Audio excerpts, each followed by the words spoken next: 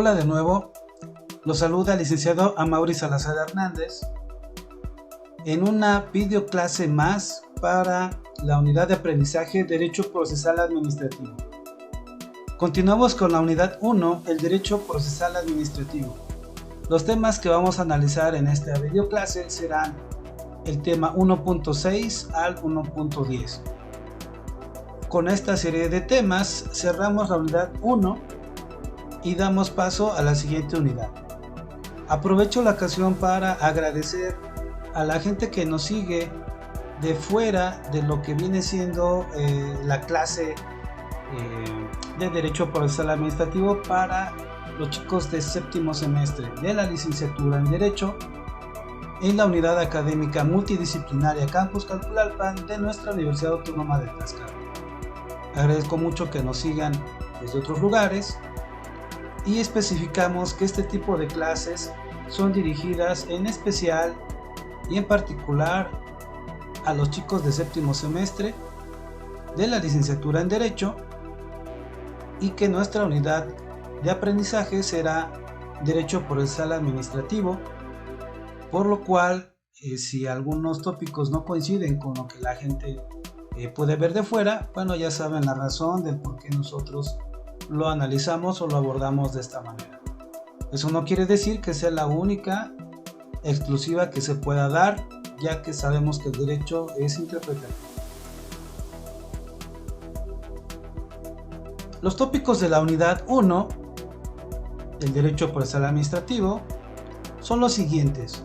1.6 La administración pública como generadora del acto administrativo.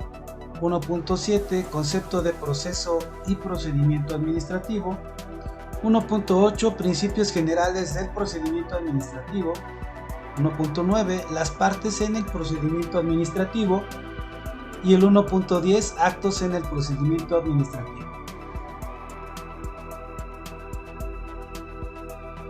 1.6 La administración pública como generadora del acto administrativo. Como ustedes pueden ver, el contenido de esta diapositiva tiene que ver mucho con la clase pasada. Tenemos que aun cuando el Poder Legislativo y Judicial también ejecutan actos administrativos esenciales para su vida institucional, no pueden ser relacionados con la administración pública dada la naturaleza de su función. Esto, en otras palabras, quiere decir que el acto administrativo pertenece más al ámbito ejecutivo o al poder ejecutivo que al poder legislativo y judicial, aunque también ellos generan actos administrativos, solamente que aquí el foco de atención será la naturaleza que ellos tienen. También hablamos del principio de legalidad.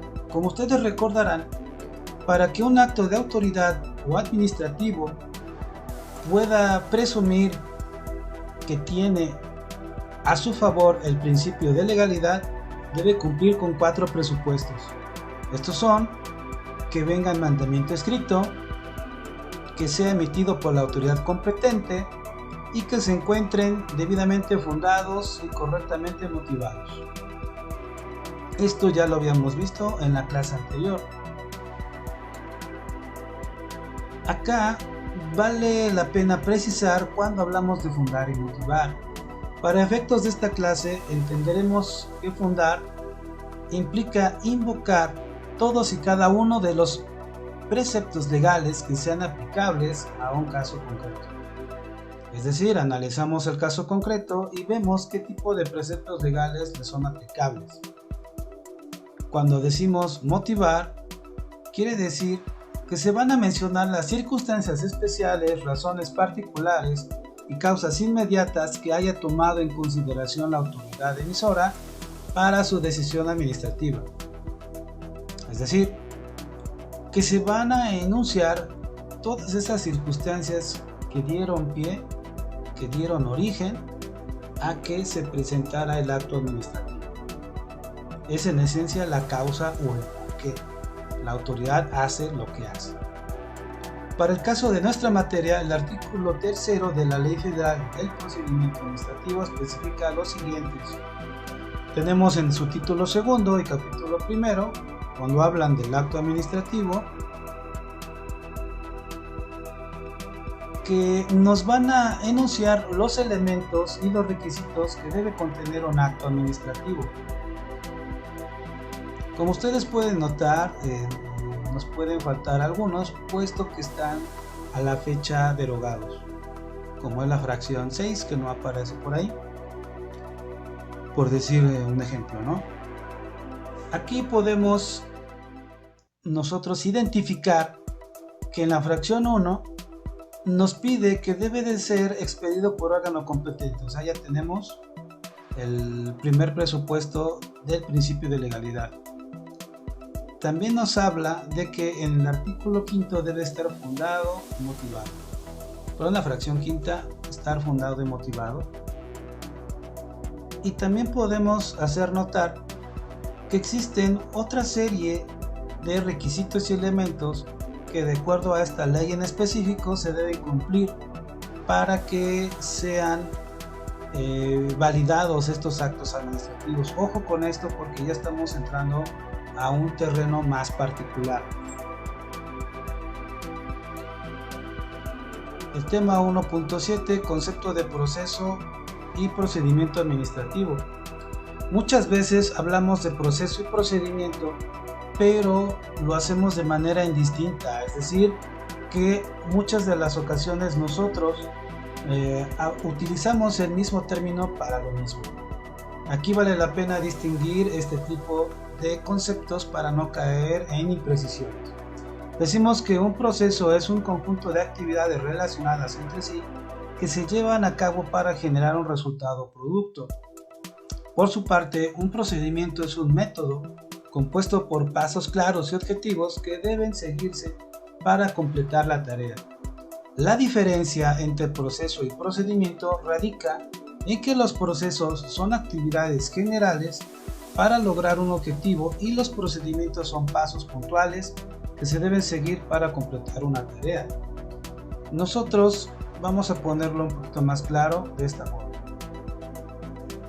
Tenemos la definición, tenemos las características y tenemos el ejemplo. Cuando hablamos de proceso se habla de una manera general. Cuando nosotros hablamos de procedimiento vamos a hablar de una naturaleza particular. También el proceso por su parte es dinámico y el procedimiento es estático. ¿Qué significa? Bueno, vamos a llevarlo al terreno penal. El proceso penal inicia con una denuncia o una querella. Y todo ese proceso lleva una serie de etapas, como nosotros ya identificamos, la fase inicial, la fase intermedia y la fase de oralidad. Pero eso no implica que ese proceso pueda terminar antes con un medio alternativo de solución de conflictos, como un acuerdo reparatorio, por ejemplo. Es decir, que ya inició el proceso penal, sigue una serie de pasos o procedimientos, pero lo puedo detener mucho antes de que llegue yo hasta el final. Eso hace que el proceso sea dinámico, pero cuando hablamos de un procedimiento, por ejemplo, la audiencia inicial, ustedes saben que esa audiencia inicial se debe llevar a cabo en el orden en que nos especifica el Código Nacional de Procedimientos Penales. Ojo aquí, Código Nacional de Procedimientos Penales. ¿Por qué no Código Nacional del Proceso Penal? También puede ser válido, pero yo encontré que la razón, quiero aventurarme a pensar, que la razón de llamarlo así es porque es un compendio de procedimientos.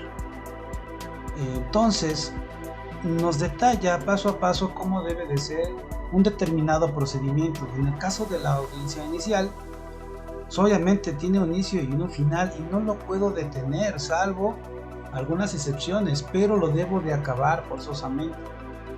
Aquí vienen las diferencias. Un proceso lo puedo terminar mucho antes y es válido, pero el procedimiento, si lo inicio, lo debo de terminar sin saltarme ningún paso. Y ustedes saben que la audiencia inicial tiene un comienzo muy particular para determinar, por ejemplo, la legal detención o no, y termina ya con una vinculación a proceso y también con el tiempo de investigación que se debe llevar a cabo, entre otras cosas. Por eso, en este caso, proceso y procedimiento, aunque se parecen, no son iguales. Y en nuestra materia vamos a hablar más de procedimiento que de proceso, pero no debemos utilizar estos conceptos de manera indistinta. Cuando hablamos de proceso es de manera general, de manera dinámica, y que puedo iniciarlo o terminarlo sin llevar un orden específico. Y el procedimiento habla de una naturaleza particular, habla también de una naturaleza específica que viene siendo estática, que es más dinámica obviamente, y que forzosamente debo de llevarlo a cabo desde el inicio hasta el final. El ejemplo que tenemos ahí, muy simple, cuando hablo de un proceso, hablo de una receta de cocina, y cuando hablo de un procedimiento, hablo de los pasos a seguir para elaborar la receta. Entonces ya tenemos aquí nosotros una especie de tabla que nos va a ayudar a diferenciar entre un concepto y otro. 1.8 Principios generales del procedimiento administrativo. Tenemos esta pequeña diapositiva en donde nos habla que la Ley Federal del Procedimiento Administrativo, cuya última reforma data del 12 de mayo de 2017 y al parecer no ha sido modificada desde ese entonces, nos habla en su artículo 13 que se establece que la actuación administrativa en el procedimiento se desarrollará con arreglo a los principios de economía, celeridad, eficacia, legalidad, publicidad y buena fe.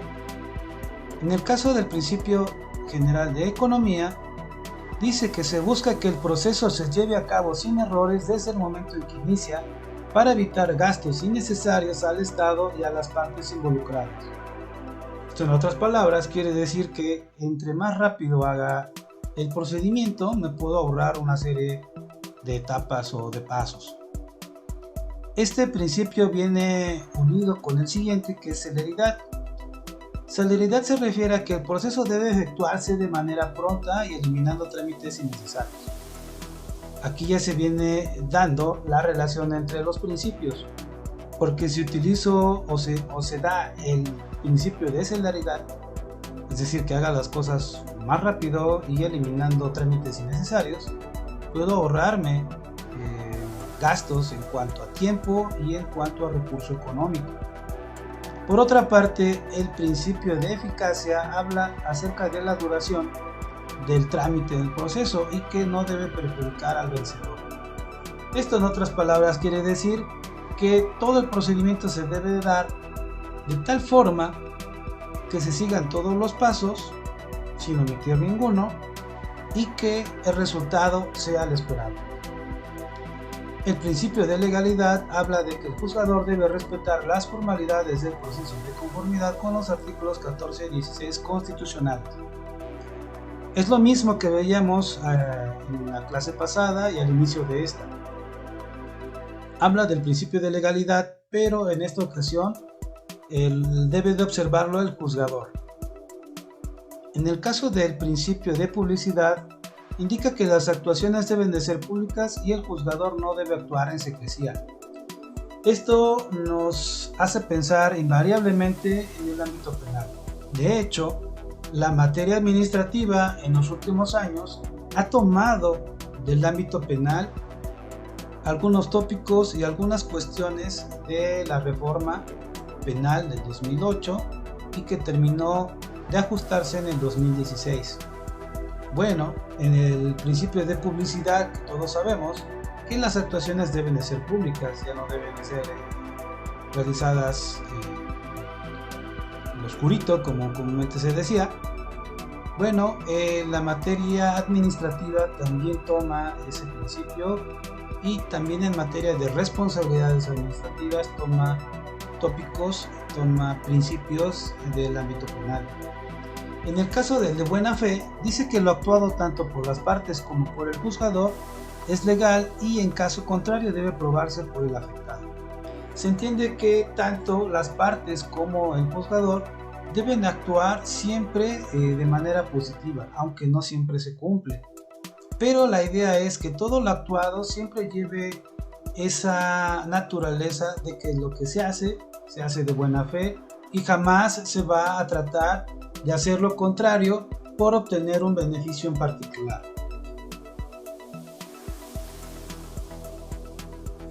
Tema 1.9. Las partes en el procedimiento administrativo.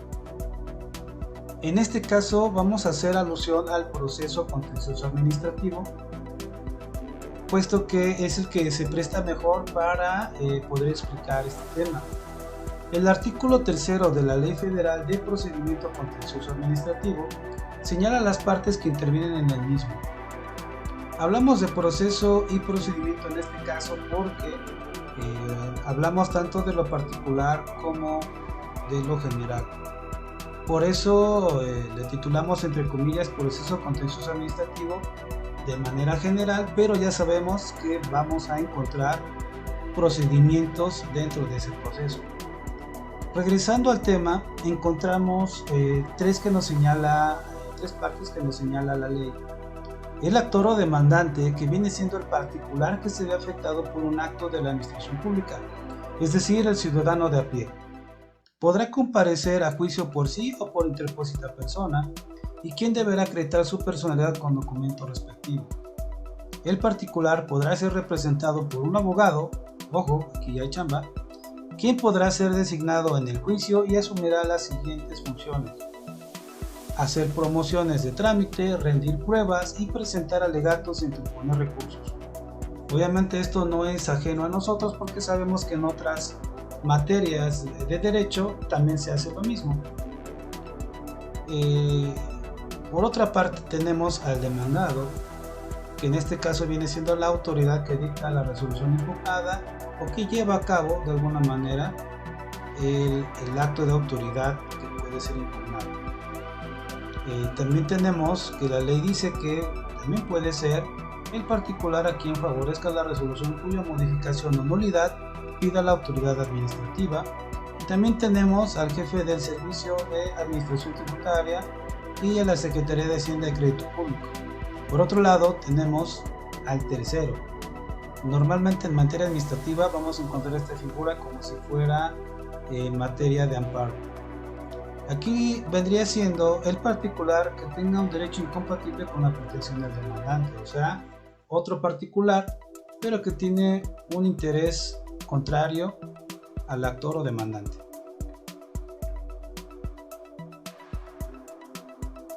Y como último tema, encontramos que el 1.10 habla de actos en el procedimiento administrativo.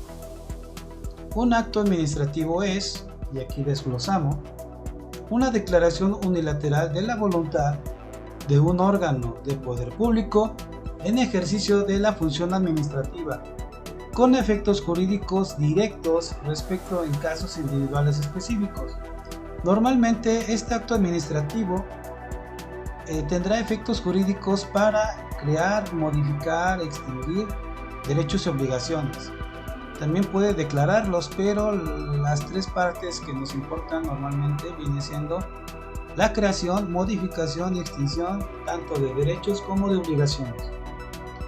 Hablamos también de algunos tipos de actos administrativos y se distinguen cuatro en especial: los contractuales, los unilaterales, que vienen dando los individuales y generales. Los actos contractuales nacen del acuerdo entre la administración y los particulares, como la celebración de un contrato de obra pública. Pues sí, tenemos que los particulares también pueden celebrar contratos con la administración pública para la prestación de un servicio. Actos unilaterales son los realizados por una sola declaración unilateral de la voluntad, como ocurre con la imposición de una multa, y se clasifican en individuales y generales. El ejemplo es claro: cuando la autoridad te multa, no te pregunta si quieres ser multado o no, simplemente hace evidente su declaración unilateral de la voluntad y te multa. Por eso no quiere decir que tú como administrado o como ciudadano no puedas combatir ese acto de molestia. En el caso de los actos administrativos individuales, son actos unilaterales de la administración con respecto de una o varias personas determinadas acerca de uno o varios casos específicos. Dicho con un ejemplo, tenemos un permiso para expendio de licores o una licencia de construcción. Explicamos. Este tipo de actos administrativos van dirigidos a la esfera jurídica de una sola persona. O sea, no tanto de varias en general, simplemente de una, pero se van tratando en lo particular, o sea, una por una. Obviamente el ejemplo que nos pone es un permiso del expendio de licores, porque ese permiso se va a extender en nombre de una persona. Cuando se habla de actos administrativos generales, nos dice que son actos también unilaterales de la administración que producen efectos jurídicos respecto de un conglomerado determinado o una generalidad de personas. El ejemplo que nos pone es un reglamento de construcciones para una determinada población. En síntesis, en esta parte podemos decir que cualquier reglamento que pueda ser expedido de manera legal normalmente va dirigido a un conglomerado, a un grupo de personas, no a Pedro y a Juan en específico, sino que es de manera general y se va a ajustar al caso específico que le aplique. Bueno, de esta forma terminamos esta pequeña videoclase, agradeciendo la atención que tienen las personas que nos hacen favor de seguirnos en este tipo de materiales, y también pedimos su comprensión por el hecho de que este material es dirigido específicamente para alumnos del séptimo semestre de la carrera en Derecho. Por lo tanto, tenemos esta serie de atenciones, esta forma de dar la clase un poquito más en confianza. Pronto regresaremos con los videos donde explicamos de diferente manera este tipo de temas y otros también en particular. Por mi parte, eso es todo. Les agradezco la atención a esta pequeña videoclase y nos vemos en el siguiente video. Muchas gracias.